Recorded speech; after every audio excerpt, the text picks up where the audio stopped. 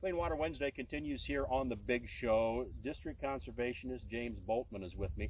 We're in Lucas County, and James, we're talking about Lake Rathbun and making sure that, that water is as clean as possible going in to Lake Rathbun, because clean water in Iowa starts here. It doesn't matter where here is, it's starting in Lucas County today. Thanks for coming out with us. I want to talk to you about some of the practices with cover crops. Number one, I know you've been doing some work with cover crops, so kind of give me a 50,000-foot view of cover crops and where they're applicable, and what you're doing to get folks to maybe use more. Okay.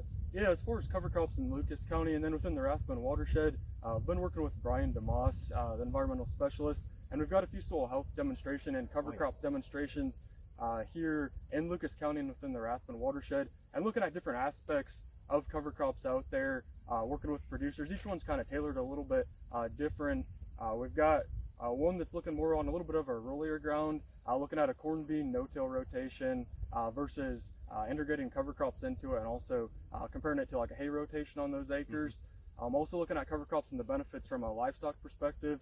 So corn bean rotation, but integrating cover crops into it with a livestock component for grazing in the fall. And then also looking at just kind of the comparison between cover crops and their benefits, even on some of your flatter ground non-HEL soil types, where we kind of have a comparison between corn bean rotation with cover crops and no-till versus kind of comparing that to tillage out there as well, and kind of looking at tailoring it towards what the producers' kind of objectives are and what fits best for their operation.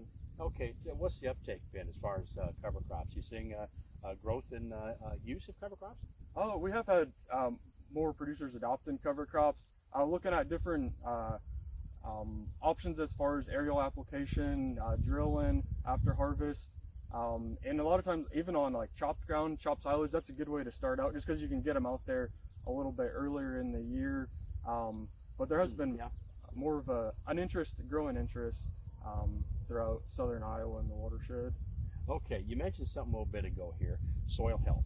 And it seems like when we talk about clean water, a lot of folks try and graduate that back to soil health. I mean, what are we talking about with soil health? Yeah, so with soil health, when you think of cover crops, a lot of the biggest thing that probably comes to mind with most producers is from an erosion standpoint. But there's a lot of other benefits. That's probably the most visual, just because you're seeing green cover out there, and it's helping with raindrop impact and decrease in erosion. But there's a lot of other soil health aspects that would go into it they'd be looking at, as far as improving the soil structure by having a living root there, growing throughout so you have your row crop during the growing season, but then you plant your cover crop after harvest, like cereal rye, for example, and that's going to start growing in the fall, and then as soon as you start getting warm up in the spring, that's going to take off. So you still have that living root there throughout the winter. It's going to impact other things as far as your biological activity in the soil out there. You're looking at reducing compaction, weed suppression as far as that goes, and also looking at, I guess, like from a biological standpoint, both your microorganisms, and then also looking at like your earthworm counts is one thing that we've looked at as well out there kind of throughout the growing season. So looking at it, the big picture of it as far as that would go, that there's more impacts than just what you'd see on the surface. And a lot of times, like for example, like with rye, it seems like that's the most common of what guys have been using down here. What you see on top of the ground, you may only see 3 to 5 inches of growth like in the fall, but what those roots are doing going down, there's a lot more underneath the soil that you may not see just driving by a field. And that's kind of where some of the other stuff with compaction and infiltration and some of the other benefits that go into the soil health and cover crop toolbox. How about that? Telling the story of clean water by looking at soil health underground. Bob Quinn here as we continue Clean Water Wednesday on The Big Show.